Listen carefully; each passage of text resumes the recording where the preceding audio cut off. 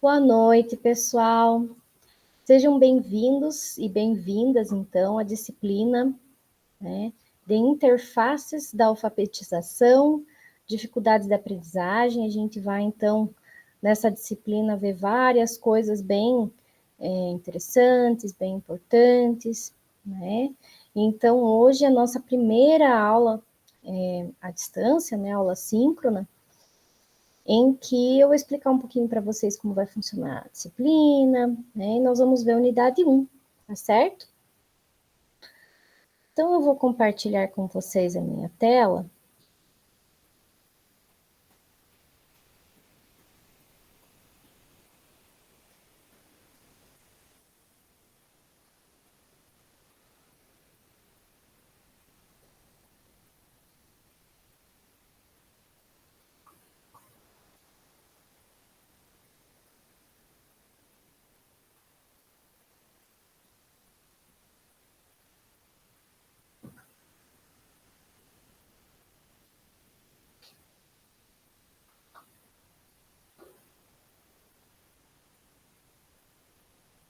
Acho que dá para ver bem, né? Então, aqui, nós vemos, né, a apresentação da disciplina. Então, nossa disciplina, ela vai ter dois momentos, né?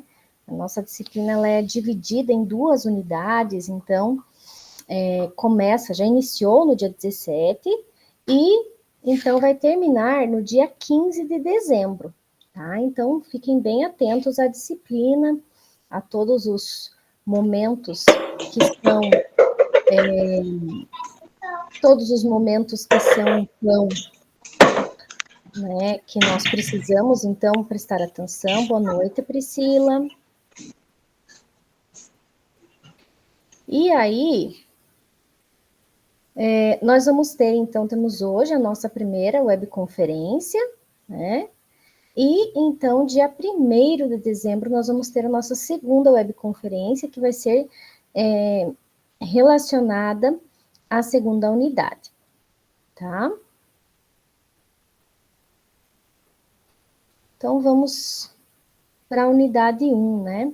Na unidade 1, a gente vai ver um pouquinho sobre a questão da educação especial e algumas dificuldades da aprendizagem, tá?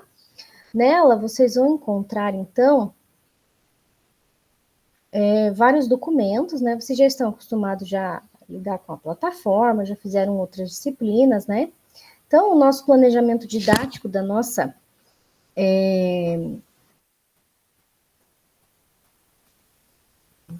unidade 1, que é o que nos interessa hoje, né?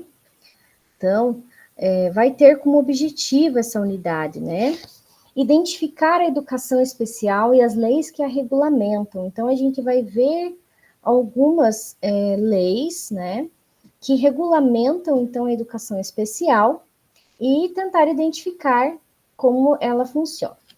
Conhecer quais são essas leis que vão embasar a educação especial e as suas especificidades. Então, vão existir diversas leis que vão estar presentes dentro, né, da questão da educação especial. Discutir um pouquinho sobre inclusão e as diferenças existentes dentro da escola. Então, nós vamos ver quais são as diferenças que nós podemos encontrar dentro da escola e apontar, então, algumas dificuldades de aprendizagem existentes, né, dentro do ambiente escolar. Vejam que são inúmeras as dificuldades de aprendizagem, são inúmeras as questões que nós vamos ter, então, sobre essas dificuldades de aprendizagem, sobre os diversos momentos que os alunos passam, né? Às vezes eles têm como nós chamamos, né? Às vezes eles têm um CID, depois vai para outro, depois vai para outro. Às vezes amplia, às vezes vai modificando de acordo com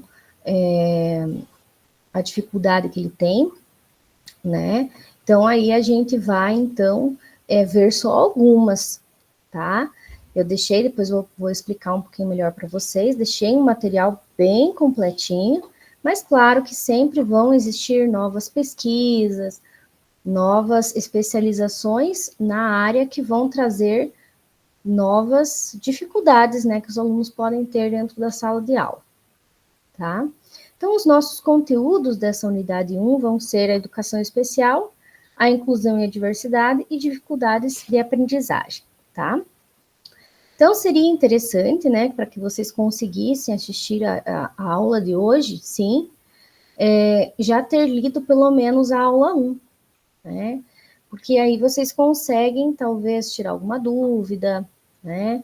Identificar alguns pontos principais da aula 1, né? E aí depois fica um tempinho para vocês lerem os textos da unidade 1 e também os materiais complementares que eu deixei dispostos para vocês, além de 2 vídeos, e para que vocês consigam realizar as atividades. Então, a gente vai ver um pouquinho sobre cada uma dessas questões, tá?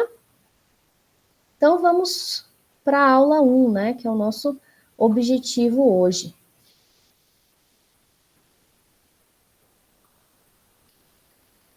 Então, vamos ver um pouquinho sobre a educação especial. Então, vejam que dentro da sala de aula a gente tem um ambiente multiverso, né? Nós temos vários tipos, um público muito diverso dentro da nossa sala. E aí nós vamos ter uma diversidade tanto social, né, de gênero, de credo, de raça. Nós vamos ter diferentes diversidades dentro da sala de aula, né? E incluso a essas diversidades que já não são fáceis de se lidar, né? Nós vamos ter públicos diferentes dentro da nossa sala de aula. Incluso a isso, os nossos alunos, o nosso público, ele vai vir com uma bagagem completinha, né? Ele vai vir com os valores deles, com as crenças deles, com o que eles aprenderam de casa, ou com o que eles não sabem, né? Alguns sabem, outros não. Conhecimentos sobre o mundo, conhecimentos sobre a escola, né? E nós vamos ter também, então, algumas dificuldades que vão aparecer dentro, né, da sala de aula que esses alunos vão apresentar, tá? Então, segundo, né, a lei, a Constituição, todos os cidadãos são iguais perante a lei, todos vão ter o mesmo direito, todos vão ter as mesmas características e vão ter que ser atendidos, né, de forma igualitária. E isso, então, exige muito do professor, da escola, porque realmente não é uma coisa fácil de se fazer, porque nós sabemos que tem várias salas superlotadas, né, com um público totalmente diverso de todas as formas, tá? Então, uma escola onde nós temos uma igualdade, né, é aquela escola que recebe todo o seu público e consegue realizar, então, essa aprendizagem de modo que alcance todos os alunos, todo o seu público, né, sejam crianças, jovens, adultos, que conseguem, então, desenvolver a educação de forma adequada para todos eles. Essa é uma escola flexível, como nós dizemos, né? E então, esse perfil ele vem mudando de acordo com o século XXI, né? Antes nós sabíamos que várias crianças, vários adolescentes e até adultos, eles não frequentavam, né, os mesmos lugares que nós. E hoje nós sabemos que por conta de várias leis, né, principalmente a Lei de Diretrizes e Bases, a LDB, ela vai prever em seu artigo a educação especial e a inclusão. Então, isso é de suma importância. Por quê?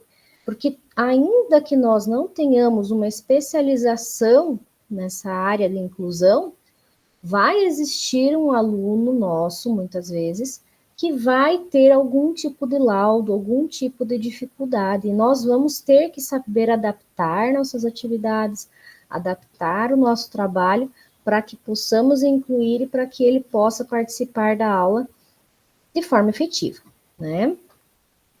Então, a educação especial, como é colocado aqui, é uma modalidade de educação escolar que tem por finalidade atender aos alunos portadores de deficiências especiais, preferencialmente na rede regular de ensino. Então, a LDB, ela vem para trabalhar com a inclusão dentro da rede regular. Porque quando nós vemos escolas para alunos especiais, elas não estão previstas para a inclusão, né? Elas já são a inclusão. Então, a inclusão, ela é prevista para escolas regulares. Por quê? Porque até um certo ponto de dificuldade de aprendizagem, até um certo nível de deficiência, é possível, né, e é previsto perante lei que o aluno consiga se adaptar dentro da sala de aula e consiga participar das atividades de forma regular, como os alunos que não têm todas essas dificuldades, né? Então, os sistemas de ensino devem assegurar aos alunos portadores de necessidades especiais as segundas garantias. Então, vejam que, ainda que uma forma um pouco teórica, né, nós vamos ver de forma bem teórica essa unidade 1, são leis que são importantes que a gente saiba, né? Então, existe a necessidade de garantia que currículos, métodos, técnicas, recursos educativos, organização específica atenda às necessidades desse público, tá? Que exista uma terminalidade específica para aqueles que não puderem atingir o nível exigido. Então, quem não consegue atingir aquele nível exigido, que seja feita, então, em virtude das suas deficiências, né, que se acelere aquele processo em um menor tempo para que ocorra a aquisição da forma adequada. Isso, por exemplo, pode acontecer, né, com os superdotados, né, ou seja, crianças com múltiplas habilidades, né, que então não vão precisar de todo aquele tempo que as crianças do ensino regular têm, né, que é previsto, elas podem diminuir, pode ser diminuído o tempo em que elas então vão ter esse trabalho ali dentro da sala de aula, né? Então, é também uma garantia para que esses alunos tenham professores com especialidade adequada em um nível médio ou superior, com atendimento especializado, bem como professores do ensino regular capacitados para a interação desses educandos nas classes comuns. Então, é necessário que o professor, né, do ensino regular tenha capacidade de receber esses alunos dentro da sua sala de aula, mas também que, dependendo do nível, né, de deficiência que esse aluno tenha, ele também tenha direito a um tutor, uma pessoa que acompanhe ele para que ele possa, né, fazer parte de todo esse ensino regular. Também é uma garantia que a educação especial para o trabalho seja efetivada. Então, não adianta o aluno com a necessidade especial, né, com a dificuldade que ele tem, ele apenas seja incluso dentro da escola e chegue no mercado de trabalho e ele não receba essa garantia. Então, por isso, hoje nós vemos vários serviços, né, que a lei obriga que as empresas tenham, então, uma quantidade, né, de pessoas com necessidades especiais, dificuldades, né? Por quê? Porque isso gera inclusão, para que essas pessoas estejam incluídas efetivamente na sociedade. Então, não adianta elas irem para a escola, elas se formarem, por exemplo, no ensino fundamental, no ensino médio, e chegar no mercado de trabalho e elas serem barradas. Então, isso não funciona, né? E acesso igualitário aos benefícios dos programas sociais suplementares disponíveis para o respectivo nível de ensino regular. Então, se existe, por exemplo, um passe livre, se existe, por exemplo, um auxílio para algum tipo de necessidade que aquele aluno tenha, que os alunos especiais também tenham esse tipo de auxílio, né? E aí, quando nós pensamos no conceito de deficiência, nós pensamos, né, nas capacidades e dificuldades de aprendizagem. Então, quando nós pensamos na questão de ser deficiente, é uma pessoa que tem uma dificuldade ou uma necessidade de algo, né? E isso, então, deve ser sanado por uma escola integradora, que é o que a Unesco, né, de acordo com a Declaração de Salamanca, vai propor, que a escola seja integradora e ela traga, então, todas essas questões no seu cotidiano. E aí, claro, quando pensamos em escola integradora, pensamos em combater, né, atitudes discriminatórias, ou seja, quando os alunos do ensino regular eles se deparam com alunos que têm dificuldades, eles já desde cedo aprendem que diferenças humanas são normais, que não há nada de anormal em conviver com pessoas que têm dificuldades, seja quais elas forem, né? Então, isso já é um sentido de humanização, tanto para integrar a criança, o adolescente, né, com dificuldades de aprendizagem, mas também saber educar os alunos do ensino regular a receberem essas pessoas na sociedade, né? Então, ela tem uma dupla visão aí, essa inclusão, ela não é só receber, né? Receber porque eu sou obrigado, não, é receber porque isso faz parte da sociedade, né, que eu estou vivendo. E então, nós vamos ter aqui, né, uma listagem de algumas regulamentações para a educação especial no Brasil, tá? Que são leis, então, que vão determinar a educação especial dentro da escola regular ou dentro, pelo menos, do ensino, né? Então, a primeira normativa que nós vamos ter é a Constituição Federal de 88, né? Que vai, então, estabilizar a educação especial como sendo um tipo de educação necessária dentro da escola, né? Depois nós vamos ter a LDBN, Lei de Diretrizes e Bases da Educação Nacional, né? Que vai, então, regulamentar toda uma lei para a educação especial, tá? Temos a Lei 8.069 de 1990, né, com o ECA, para a educação especial.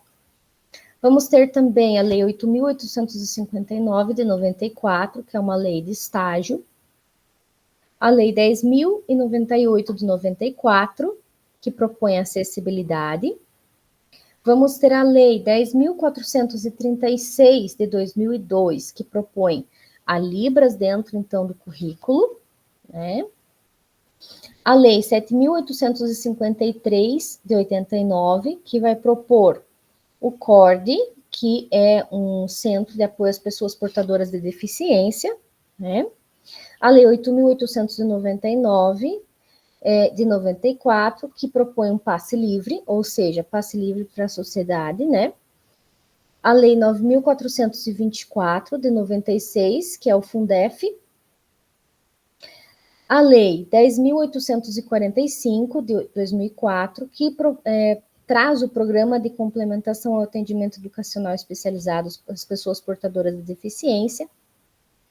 A Lei 10.216, de 2001, que traz os direitos e proteção às pessoas acometidas de transtorno mental, e o Plano Nacional de Educação para a Educação Especial, ou seja, realmente esse PNE, né, que regulamenta a educação especial, tanto dentro como fora do ensino regular. Tá? Mas para nós, realmente, o que nos interessa é o ensino regular, né? Então, alguns pontos para que essa escola ela seja inclusiva, para que essa prática pedagógica ela seja inclusiva, vão ser, né, ter professores especializados, então não adianta ter um professor que receba e aceite esse aluno dentro da sala de aula, é necessário, então, os professores que nós chamamos de PAE, né, que são professores especializados para esse atendimento da educação especial, são professores que vão atender os alunos, vão estar junto aos alunos, principalmente nas disciplinas que fazem parte da rede curricular, né, matemática, português e outras disciplinas que têm ali a sua ramificação mais profunda, né? Serviços de apoio educacional com flexibilização do processo de ensino-aprendizagem. Então, existe essa flexibilização, ou seja, existe uma adaptação dentro da diretriz da escola e dentro das atividades que são propostas pela escola. Então, se o aluno ele não consegue fazer aquele tipo de atividade, porque é um tipo de atividade que não condiz com as dificuldades e necessidades que ele tem, é preciso que haja, então, né, que seja feita uma adaptação naquela atividade, naquele momento avaliativo ali que está sendo realizado, né? Então, por exemplo, vai passar um vídeo, né, um filme, um vídeo, um trecho, um documentário, né, e temos, por exemplo, alunos que são surdos, né, verificar se o vídeo, então, traz a legenda, né, para que o aluno ele possa ter contato, então, e possa compreender na sua totalidade, possa estar incluído dentro daquela atividade com o vídeo, né? É bem importante. Então, é um exemplo. Organização do funcionamento da escola. Então, a escola deve funcionar de acordo com que todo público que ela receba seja aceito e esteja participando efetivamente de tudo e de todos os lugares. Então, por exemplo, se eu tenho uma escola e a minha biblioteca é no último andar da escola, por exemplo, né, como eu vou propor acessibilidade se eu tenho alunos cadeirantes, por exemplo? Né, ou se eu tenho alunos que têm alguma dificuldade para subir escadas, né, que usem muletas, por exemplo. Então, ele não traz uma acessibilidade, né, para que aquele ambiente comum seja efetivo para todos os alunos e para todo o meu público.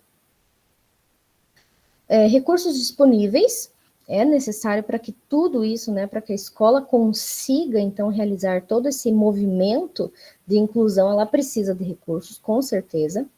Meios favoráveis à educação, então, ela precisa também desses meios, né, dessas aberturas que o governo lhe dá, e principalmente a adoção do currículo integrado. Então, nós vemos, né, que quando nós trabalhamos com práticas, sejam elas de qualquer disciplina, né? Quando pensamos em práticas pedagógicas, nós pensamos em currículo, é a coisa principal, né? Toda a escola, toda a disciplina, ela é basada num currículo, num documento que vai determinar, então, o que vai ser aprendido, né, a forma de avaliação. Então, como aquela disciplina, como aquele projeto político-pedagógico, como esse currículo da escola está integrado com uma proposta diversificada para aceitar e para socializar, então, com pessoas que têm essas deficiências, né? Isso é muito importante. E aí nós vamos ter vários, né, órgãos que vão propor estas questões curriculares, essas propostas curriculares de inclusão que os nossos alunos vão necessitar, né? Então, aqui, os grandes desafios da escola, da equipe pedagógica e dos professores estão em educar todos os alunos no mesmo contexto escolar. E isso nem precisa entrar em questões de dificuldade de aprendizagem. Já nas próprias questões sociais já é um desafio enorme, né? Muito mais quando nós pensamos na individualidade dos nossos alunos. Então, quando nós pensamos em atender um por um, em conhecer nossos alunos, em ver as dificuldades dele, em pensar em como agradar, em trazer atividades interessantes, trazer atividades que contemplem todas as dificuldades. Então, aquele aluno meu, ele tem dificuldade de leitura, o outro tem dificuldade na escrita, o outro já tem déficit de atenção, né? Então, assim, eu vou reunindo todas as dificuldades e vou planejando de uma forma que a minha aula, de alguma forma, contemple todas essas pessoinhas, né? Esses seres que estão ali assistindo a minha aula, tá? Então, deve-se respeitar diferenças, e aqui nem todas são diferenças, né, referentes a dificuldades de aprendizagem, mas são as diferenças que nós temos no nosso público, né? Então, crianças com condições físicas, intelectuais, sociais, emocionais e sensoriais diferenciadas. Crianças com necessidades especiais ou diagnosticadas como superdotadas. Crianças trabalhadoras ou que vivem nas ruas. Vejam que são contextos totalmente diferentes, né? Crianças de comunidades distantes ou nômades. Crianças de minorias linguísticas, étnicas ou culturais. Crianças de grupos desfavorecidos ou marginalizados. E aí nós vamos ter diversos contextos dentro de uma sala de aula. Né? E como fazer isso? Como o professor deve portar-se? Ele sempre vai buscar, então, trazer essa multiplicidade, né? Tentar sempre trazer, resgatar isso como uma normalidade, para que, então, o público dele, a sala de aula dele, os alunos dele, identifiquem aquilo como normal. Eu vou encontrar na minha vida pessoas com deficiências, eu vou encontrar pessoas que têm dificuldades, por exemplo, em casa, que têm dificuldades na família, que emocionalmente vão ter dificuldades, né? Que vão fazer parte de grupos minoritários. Então, como eu vou lidar com isso? Havendo a inclusão desde cedo, a criança consegue lidar com isso socialmente e ela consegue aceitar mais fácil, né? Então, esse é um dos objetivos que uma educação inclusiva propõe. Tanto incluir a criança, o ser que tem a dificuldade, como também capacitar a sociedade para que possa conseguir incluir essa pessoa, né? Então, é preciso rever todos os procedimentos referentes à inclusão escolar, né? Sendo necessária uma transformação em todo o sistema, seja educacional, social, político, promovendo o acesso à educação e a permanência do aluno na escola. Então, não é suficiente promover a entrada, e sim a permanência dele e principalmente a saída, né? Que ele consiga, então, ter essa garantia de educação e de qualidade, tá? Para que ele consiga, então, sanar essas dificuldades que ele tem. Então, gente, depois da aula 1, né, eu trago para vocês esse livro, né, Dificuldades de Aprendizagem. Então, é um livro de uma instituição privada, né, a gente acha na internet, tudo, que vai tratar um pouco dessa disciplina, né, na pós-graduação, tá? E então, nós vamos ver um pouquinho sobre o histórico, né, das dificuldades de aprendizagem, os conceitos e as terminologias. Isso é bem importante, porque quando nós sabemos como aconteceu essa inclusão das dificuldades de aprendizagem dentro, né, do ensino, e principalmente dentro de uma questão pedagógica, quando os profissionais começaram a capacitar-se para atender esse público, né, fica mais fácil de a gente conseguir compreender o porquê estamos fazendo isso, tá? Então, nós vamos ver também fatores do organismo que interferem na aprendizagem. Então, para que nós tenhamos um estudo mais aprofundado dessas dificuldades da aprendizagem, é necessário que a gente saiba que existem 2 fatores que vão interferir nessa aprendizagem dos nossos alunos. Então, vão existir fatores psicomotores, fatores cognitivos e fatores socioafetivos, né? Psicomotores, quando o meu aluno, então, ele tem alguma dificuldade motora para se locomover, e aí ele vai ter dificuldade, muitas vezes, na aprendizagem por vários motivos, né? Não somente numa aprendizagem de uma educação física, né? De uma atividade mais corporal, mas também isso pode interferir em vários outros momentos da nossa sala de aula, né? De ficar muito tempo sentado, de não conseguir compreender muitas vezes o que o professor fala, ou não conseguir falar direito, não conseguir escrever direito por conta dos fatores psicomotores. Vamos ter os fatores cognitivos, que vão interferir diretamente na aprendizagem, né? E os socioafetivos, por exemplo, autistas, que vão ter a problematização, né, a questão de socializar. Então, eu estou num ambiente com pessoas que eu não conheço, com pessoas, principalmente começo de ano letivo, quando muda de escola, né, fazer novos amigos, estar interagindo dentro daquela sociedade é muito difícil quando a pessoa tem os fatores socioafetivos. E também vamos ter os fatores ambientais. Então, tem vários alunos, por exemplo, que têm dificuldades de aprendizagem porque têm problemas familiares, né? Então, dentro da família, tudo não corre bem.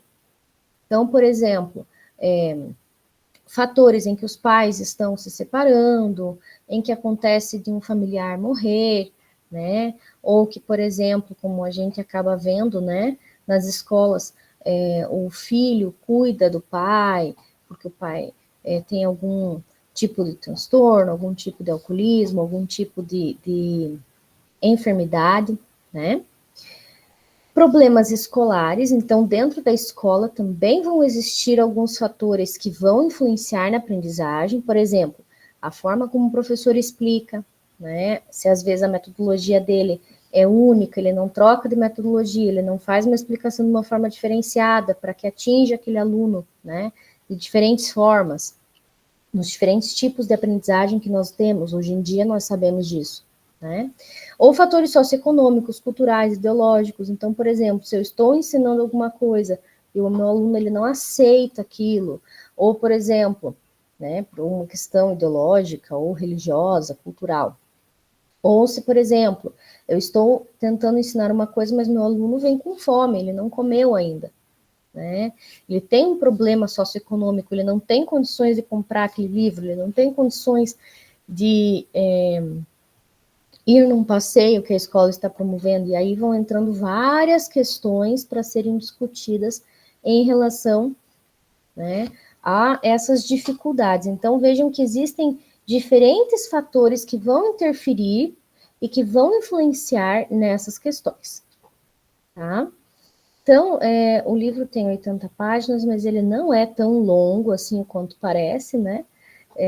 Tem várias páginas aí que dá para saltar. E o outro, então, texto que nós vamos ver como texto,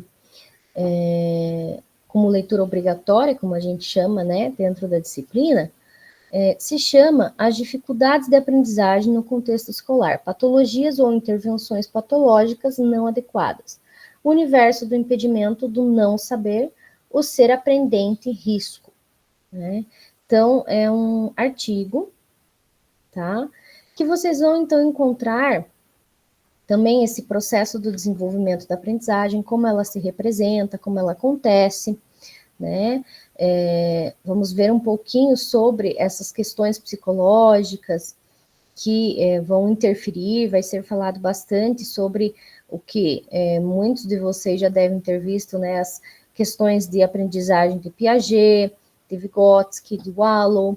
Então, são questões que vão influenciar, né, nas concepções teóricas de como o aluno aprende. Então, esse texto ele vai trazer questões de como o nosso aluno ele aprende, né? vamos ter várias citações sobre autores que são importantes para a educação e para o contexto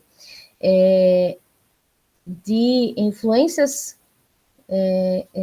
pedagógicas, né? Então, é bem importante. E ele vai, então, tratar principalmente da aquisição da leitura e da escrita, tá?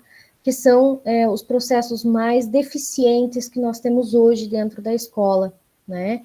Geralmente, os nossos alunos, eles não conseguem realizar, às vezes, uma interpretação de texto, porque eles têm deficiência na leitura e na escrita, né? Eles não conseguem ler de forma efetiva um texto, interpretar, e nem produzir sentenças, produzir enunciados, produzir uma visão sobre aquele texto coerente, né? Uma interpretação, podemos dizer assim, tá? Então, aqui nós vamos ter, né, material obrigatório, e eu deixei para vocês 3 materiais complementares, tá? E 2 vídeos. 2 vídeos, assim, menorzinhos, tá? Que vão, então, trazer, né, as dificuldades de aprendizagem e outras definições principais, das principais dificuldades de aprendizagem, né? Que são, principalmente, as questões de deficiência mental, autismo, a questão de surdez, cegueira, né? São TDAH, os transtornos de déficit de atenção e outros tipos de transtorno que a gente vai ter, tá? A gente vai ver um pouquinho mais sobre isso na unidade 2. Então, na unidade 2, né, ter uma apostila, vocês depois podem ler, a gente vai discutir isso um pouco mais na webconferência do dia 1, tá? Que vai trazer, então, algumas questões específicas sobre o CID, sobre quais são essas dificuldades da aprendizagem, né? Aqui a gente vê meio que de forma mais preliminar, ok? E então, vendo um pouquinho sobre as atividades, nessa primeira atividade que eu deixei para vocês, nós vamos ter um questionário, tá? E esse questionário, quando vocês entram, ele vai ter, então, a relação principalmente na aula 1 e nas leituras obrigatórias, tá? Então, pensando principalmente nessas nomenclaturas, né, na inclusão, nessas partes principais que nós vimos, tá?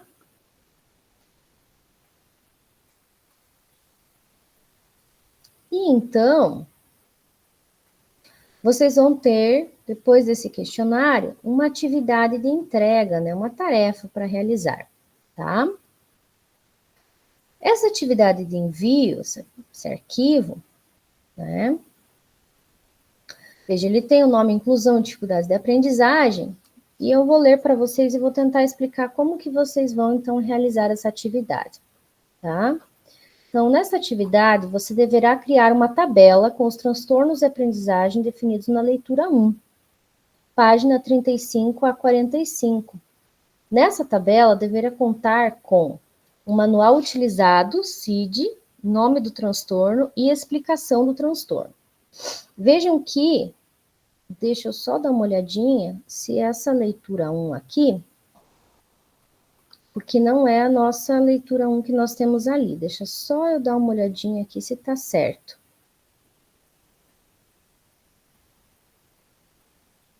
Deixa eu ver se não é na leitura complementar.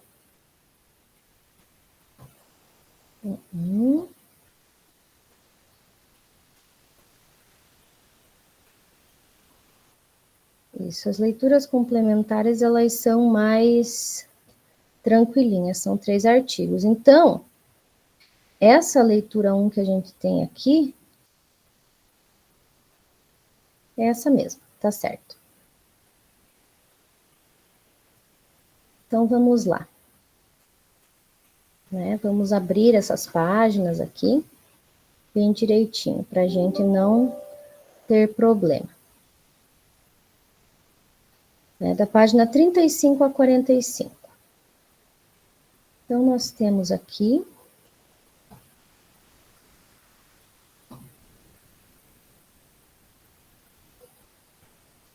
Página 35, ó, do PDF, ok? Do PDF, página 35. Então,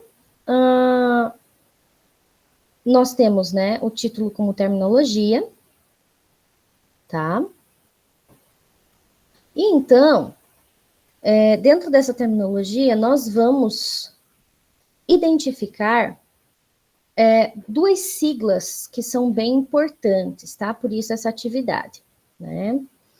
Vejam que nós vamos ver um pouco mais disso também na unidade 2, né? Mas é passado aqui já na unidade 1, principalmente essas distinções. Então, nós vamos ter dois manuais, tá?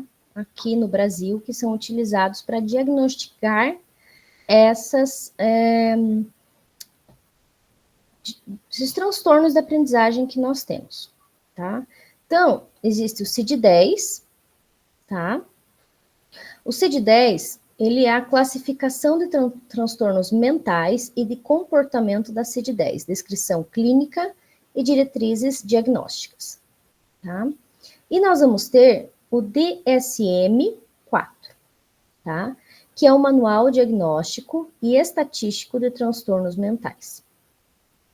Então, nós vamos ter um manual só para diagnosticar transtornos mentais e outro para transtornos mentais e de comportamento, tá? Então, quando nós vemos o laudo do nosso aluno, ele vai ter geralmente o CID ou o DSM, né? E aí nós vamos conseguir identificar qual é o transtorno, né? Que geralmente é o psiquiatra que vai trazer esse laudo para nós, né? Com aqueles testes que são realizados. Então, ele vem o laudo para nós com esse CID. E nós temos que tentar identificar o que significa esse CID e como trabalhar e o que fazer com esse aluno, né? Então, aqui a gente vai ver um pouquinho sobre o que são esses dois manuais, né? O que é, então, os transtornos mentais. Então, o DSM, né, ele vai trazer, né, os transtornos que são as síndromes, que qualquer pessoa pode vir a ter, né, que seriam disfunções comportamentais, psicológicas ou biológicas, tá? E, então, nós vamos ter, né, esses transtornos mentais e depois nós vamos ter o CID-10, que são os transtornos, né, que são divididos, então, em transtornos do desenvolvimento psicológico e aí em diante. Né? Então, por exemplo, transtornos do desenvolvimento psicológico, a gente vai ter transtorno específico da leitura, transtorno específico de soletrar, transtorno específico das habilidades aritméticas, das habilidades escolares, do desenvolvimento das habilidades escolares, né? E os não especificados que não estão ali naquele CID, naquele documento, né? Vejam que nós vamos ter alguns transtornos de aprendizagem, por exemplo, que são identificados na infância ou na adolescência, como, por exemplo, o de leitura, de matemática, de expressão escrita, de aprendizagem sem outra explicação, né? Nós vamos ter também, né, e aqui vão ter várias explicações desses transtornos, né, quais são os fatores, quais são as gravidades, qual é o padrão que nós encontramos nesses alunos, transtornos em relação de QI, né, que nós vamos ter,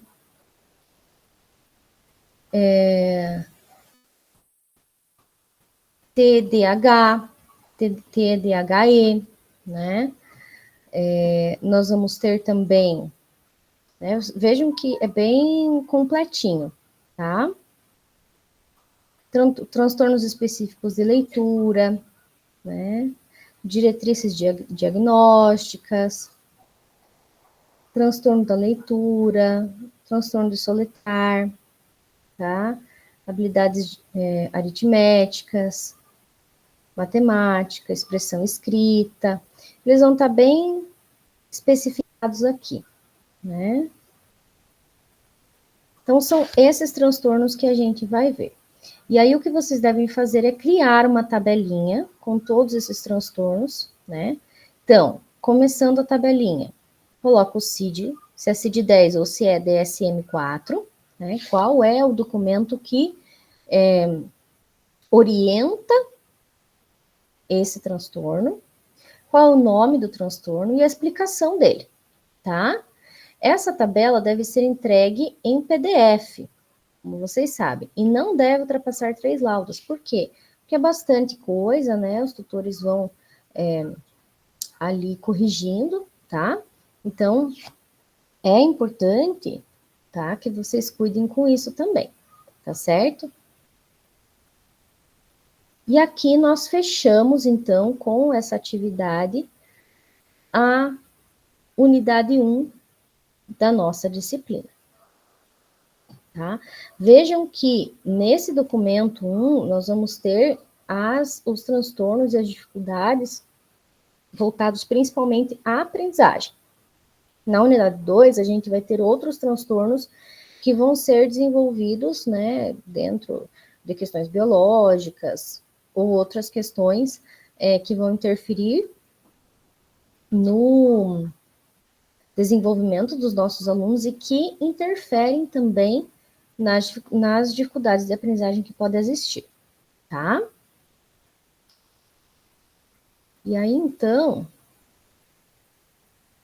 eu vejo que tem alguns de vocês e eu vou, esses últimos minutinhos, deixar para perguntas, né? Para comentários, tá certo?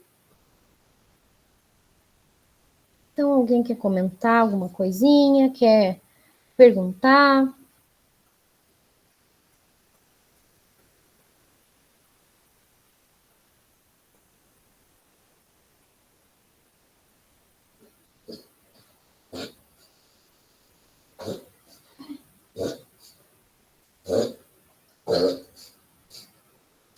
Tudo bem, meninas? Tudo certinho? Se quiserem fazer alguma pergunta pelo chat. Priscila disse que tá tudo ok. Então, meninas, eu me coloco à disposição de vocês, tá? Durante esses dias, né? Ok, Débora, beleza. Então, eu me coloco à disposição de vocês para qualquer dúvida que vocês tenham sobre o material, né? Sobre as atividades, tá? Qualquer dúvida que vocês tenham, que vocês não fiquem com dúvidas, tá? Me procurem tutor, tutora, tá certo? Para que então a gente termine, né, essa parte do curso de forma bem tranquila, sem dúvidas, que vocês consigam realizar as atividades, tá certo? Então é isso.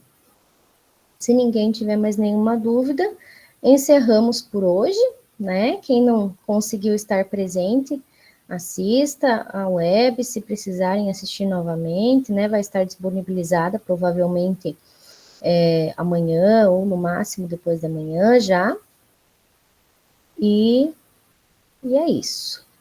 Então, muito obrigado muito obrigada a quem conseguiu estar presente, quem não conseguiu, não fique com dúvidas, procure a nós, né, tutores, professores, e que vocês consigam ter bons estudos, consigam, né, se dedicar. Qualquer dúvida, estamos aqui, tá certo? Boa noite, gente, bom descanso e bons estudos para vocês.